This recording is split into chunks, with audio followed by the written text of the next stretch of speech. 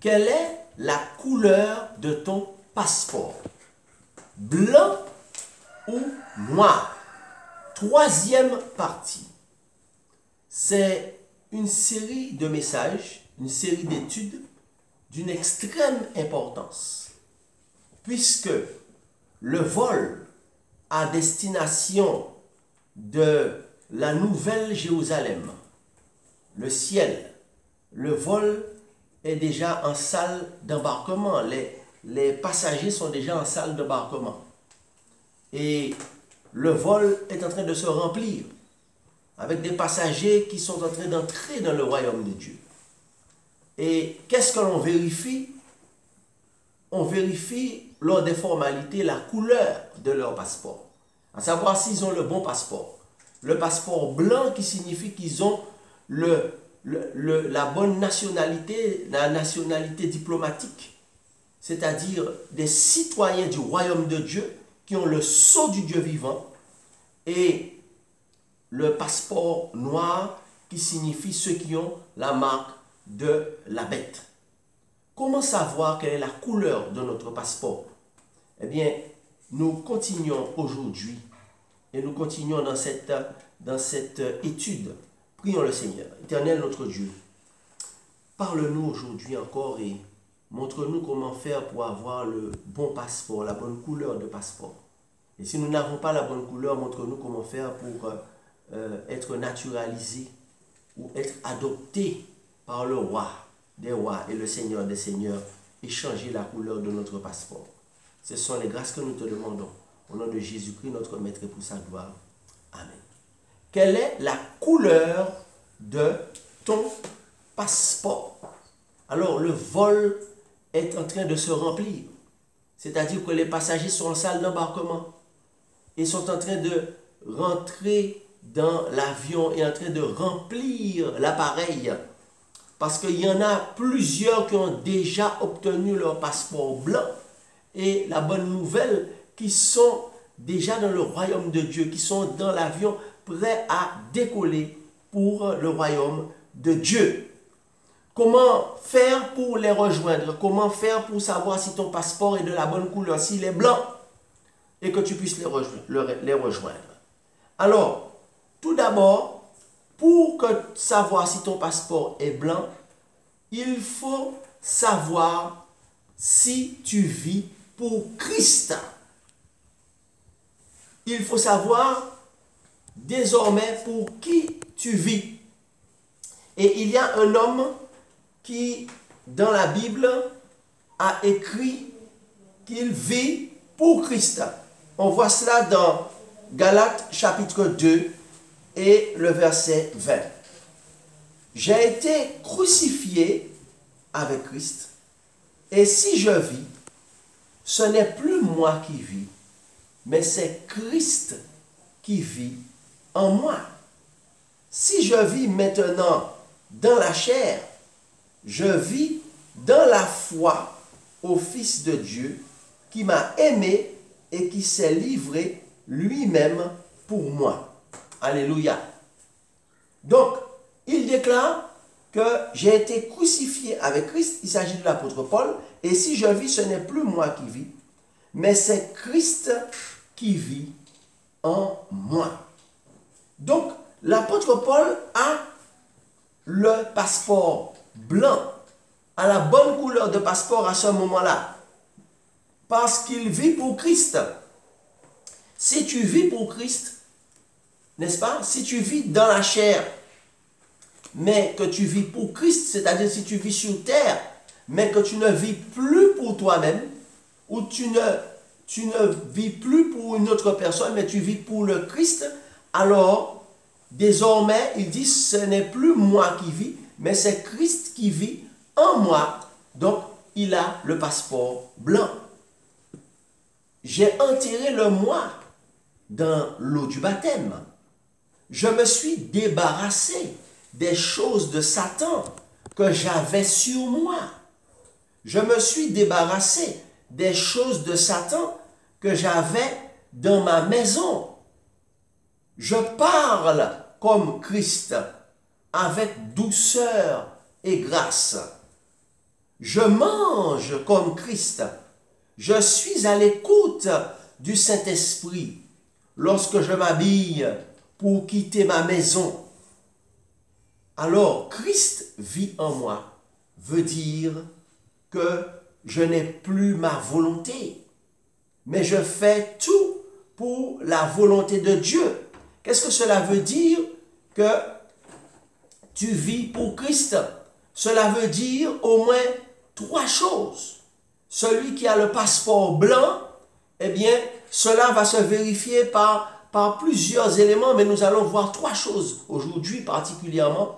Si tu vis pour Christ, comment ça se voit que tu vis pour Christ et que tu as le passeport blanc?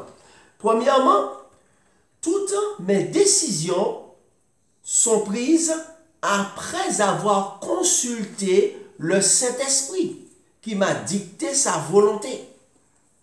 Trois choses qui montrent que tu as le passeport blanc. Eh bien, toutes les décisions que tu prends sont prises après avoir consulté le Saint-Esprit qui m'a dicté sa volonté. Alléluia.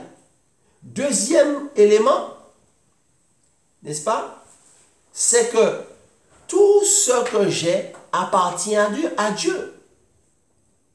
Tout ce que j'ai, je reconnais que c'est Dieu qui en est le propriétaire.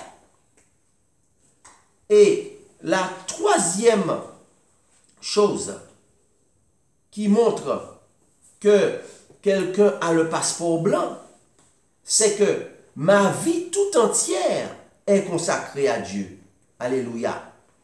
Je suis prêt à mourir pour mes convictions, selon la volonté de Dieu. Ou si je suis une servante de l'Éternel, je suis prête à mourir pour mes convictions, selon la volonté de Dieu. Je reprends trois éléments qui montrent que un homme, une femme, un jeune homme, une jeune fille, ils ont le passeport blanc. Premier élément, toutes mes décisions sont prises après avoir consulté le Saint-Esprit qui m'a dicté sa volonté. Parce qu'on peut dire que j'appartiens à un nouveau pays et que désormais, eh bien, je suis soumis complètement au président de ce pays, qui est Jésus-Christ, et son représentant, qui est le Saint-Esprit. Donc, toutes mes décisions sont prises après avoir consulté le Saint-Esprit qui m'a dicté sa volonté. Deuxièmement, vivre pour Christ, c'est que tout ce que j'ai appartient à Dieu, ne m'appartient plus en propre. Et troisièmement, je suis prêt à mourir pour mes convictions selon la volonté de Dieu. Alors, le Christ avait parlé à ses disciples quand il était sur terre et leur a montré comment on va reconnaître celui qui a un passeport blanc ou un passeport diplomatique blanc, un passeport du royaume de Dieu. Alors, le Christ a déclaré dans Matthieu chapitre 10, « Mais quand on vous livrera, ne vous inquiétez ni de la manière dont vous parlerez, ni de ce que vous direz. Ce que vous aurez à dire vous sera donné à l'heure même, car ce n'est pas vous qui parlerez, c'est l'Esprit de votre Père qui parlera en vous. Le frère livrera son frère à la mort, et le père son enfant. Les enfants se soulèveront contre leurs parents et les feront mourir. Vous serez haïs de tous à cause de mon nom, mais celui qui persévérera jusqu'à la fin sera sauvé. Alléluia. Quand on vous persécutera dans une ville, fuyez dans une autre. Je vous le dis en vérité, vous n'aurez pas achevé de parcourir les villes d'Israël que le Fils de l'homme sera venu. Alléluia. Le disciple n'est pas plus grand que le maître, ni le serviteur plus que son Seigneur. Donc le Seigneur Jésus-Christ dit que celui qui a un passeport blanc, il a une loyauté totale pour son roi, pour son président de la République, qui est Jésus-Christ, puisqu'il dit que je suis prêt à mourir pour mes convictions selon la volonté de Dieu. Jésus-Christ déclare, vous serez haïs de tous à cause de mon nom, mais celui qui persévérera jusqu'à la fin sera sauvé. Et il rassure ses disciples en leur disant que certains vont fuir d'une ville à une autre, mais que le Seigneur ne permettra pas que tous ses disciples soient détruits, mais il y en a qui vont certainement mourir pour leur conviction, mais celui qui va persévérer jusqu'à la mort ou jusqu'à la fin, il sera sauvé et il aura la vie l'éternel. Je dis amen à cela.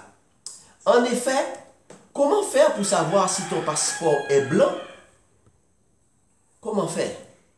Un autre quatrième élément extrêmement important, et nous allons en voir un cinquième tout à l'heure, et chaque élément a son importance, qui est que si tu acceptes de ne pas te prosterner devant Baal pour des avantages de la terre, alors ton passeport est déjà blanc.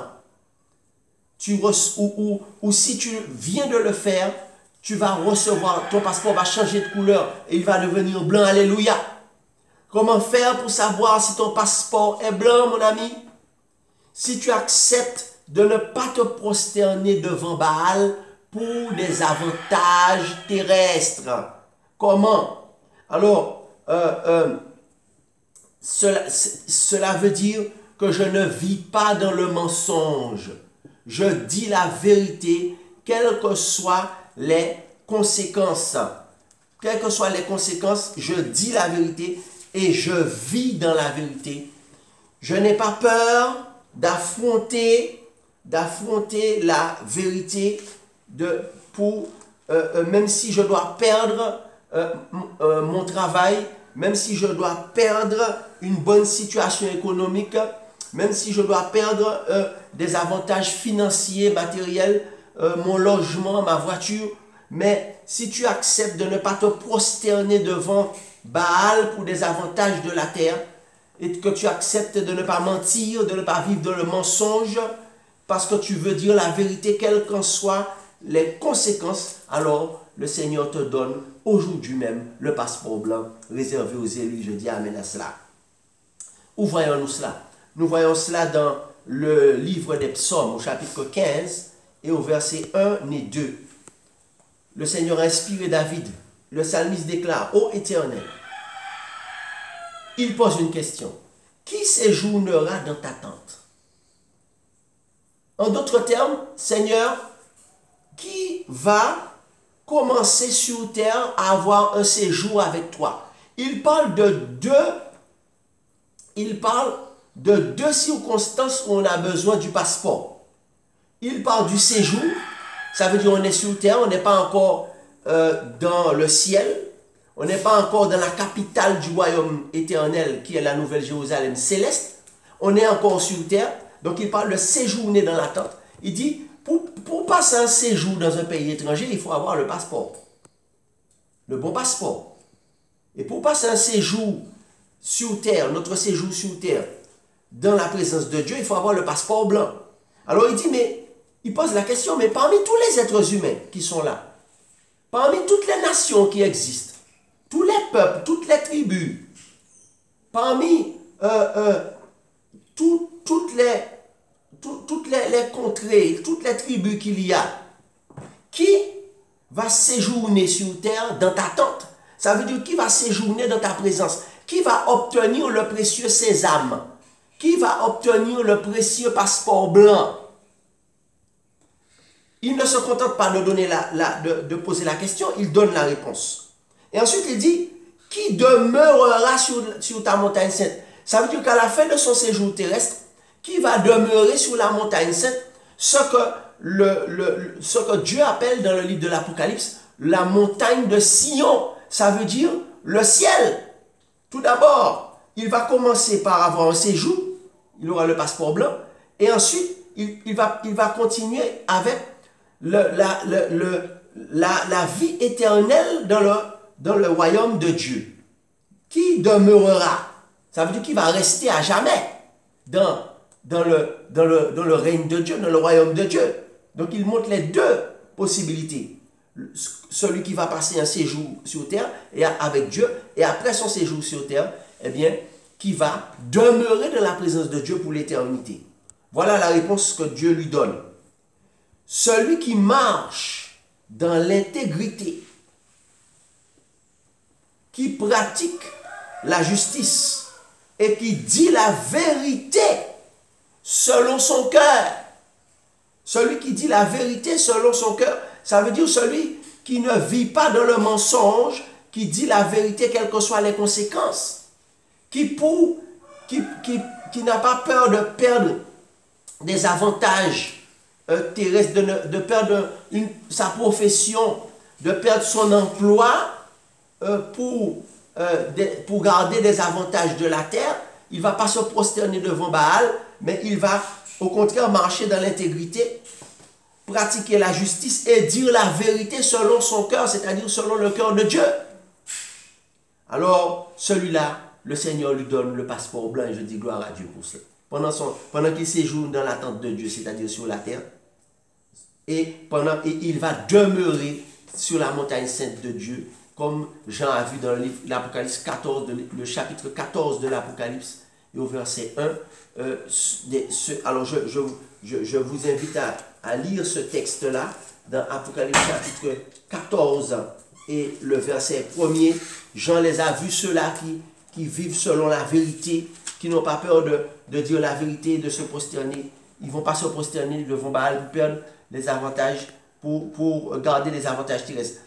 Je regardais, voici l'agneau se tenait sur la montagne de Sion, et avec lui 144 000 personnes qui avaient son nom et le nom de son Père écrit sur leur front.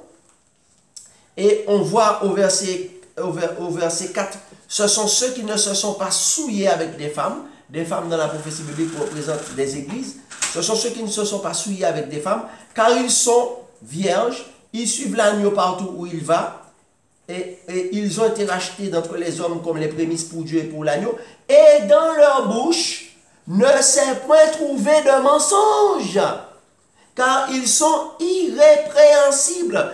Ils refusent de vivre dans le mensonge. Ce qui est un mensonge public, ce qui est un mensonge connu, ils ne l'acceptent pas pour garder les avantages terrestres.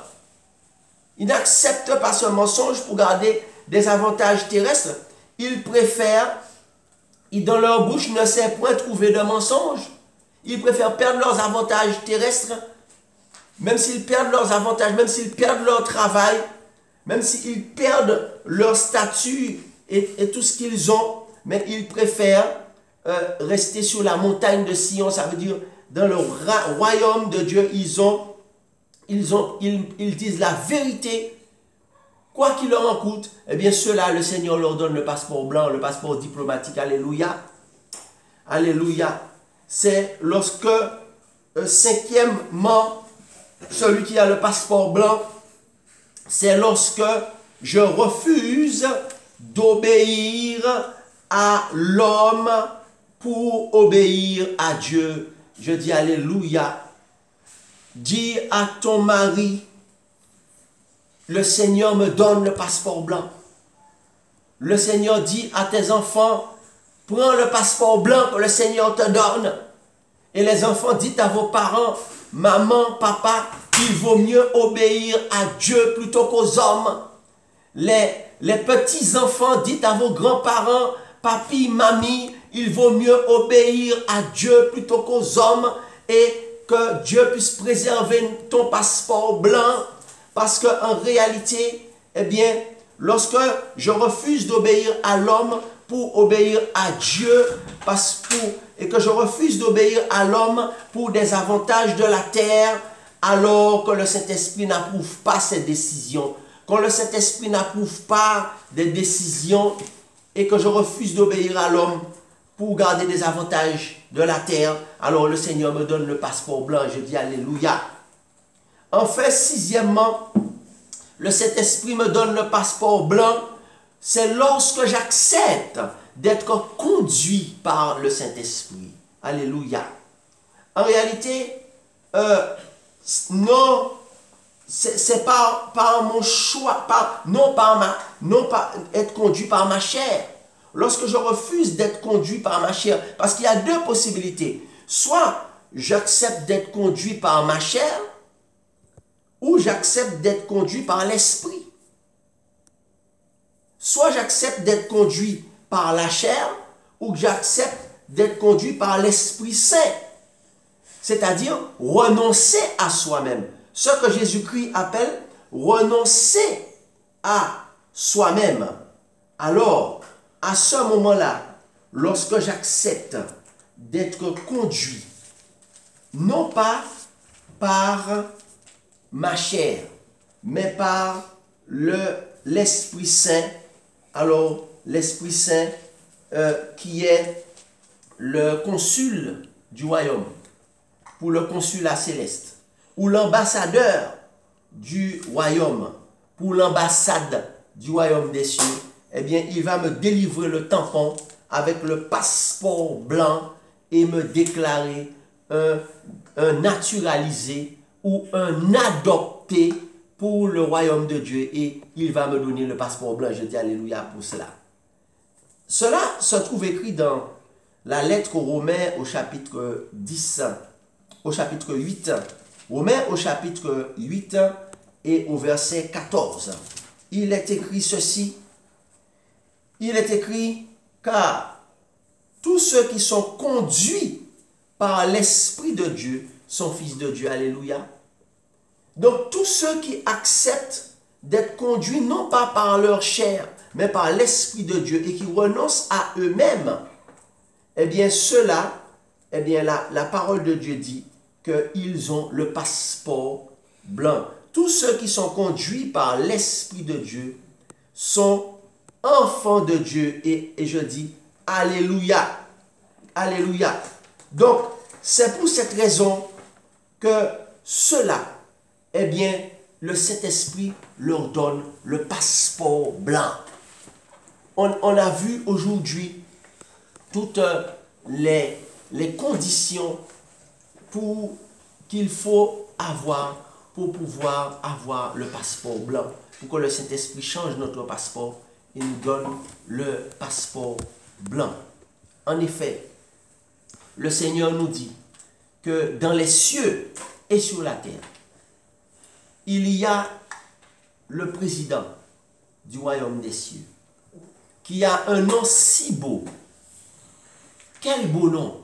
Ce nom-là se retrouve sur le tampon de notre passeport. Le nom, c'est Emmanuel, qui signifie Dieu avec nous. Et si nous acceptons Jésus-Christ, Emmanuel, Dieu avec nous, alors nous allons recevoir le passeport blanc, qui signifie que nous avons le sceau de Dieu, si nous suivons toutes ces conditions, et nous allons pouvoir être des citoyens du royaume de Dieu.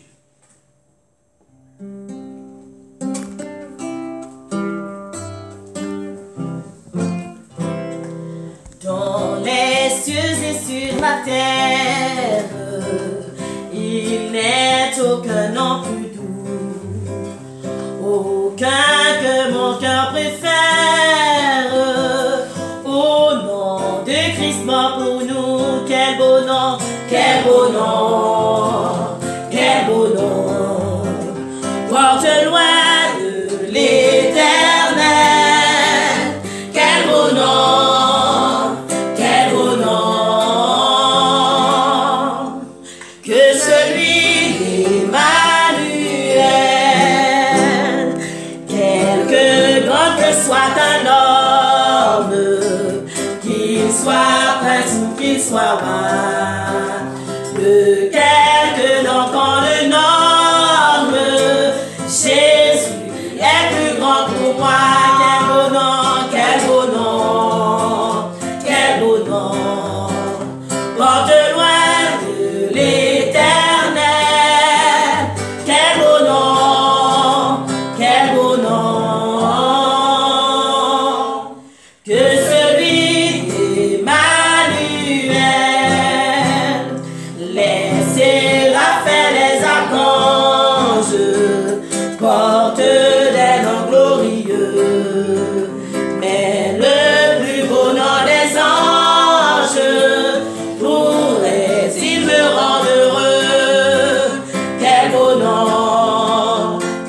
beau nom, porte loin de l'Éternel.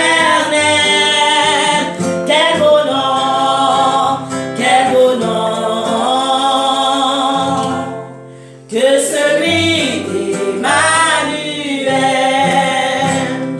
Dans les mots Jésus soulage, il guérit l'esprit froissé, il ranime le courage